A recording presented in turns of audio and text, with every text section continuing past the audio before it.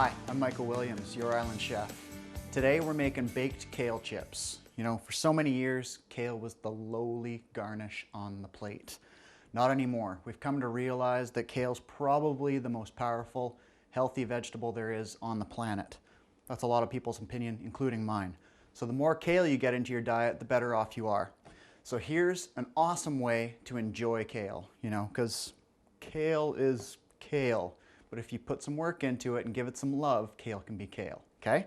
All right, so I've already washed this up. I went with the organic just because, you know, I try to do as much as I can.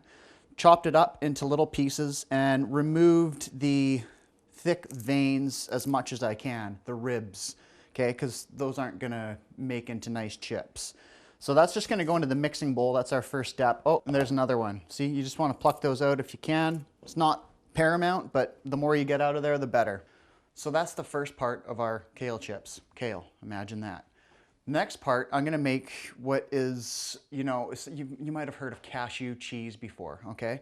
So we're gonna make, this is kind of like the basic idea behind cashew cheese. That's the first part of our cashew cheese is cashews.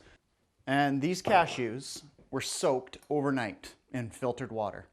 Use filtered water anytime anything's going to be absorbing something if you can. I do it if I'm cooking pasta, if I'm cooking rice, if I'm soaking things, rehydrating things, filtered water is the way to go. Okay, so I'm just going to drain that water off. So that's my 1 cup of soaked cashews.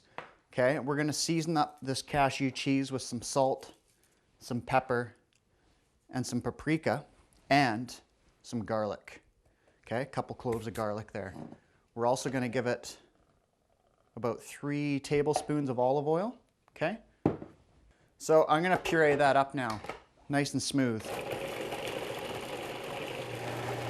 And while that goes, I'm gonna add a little bit of water to it.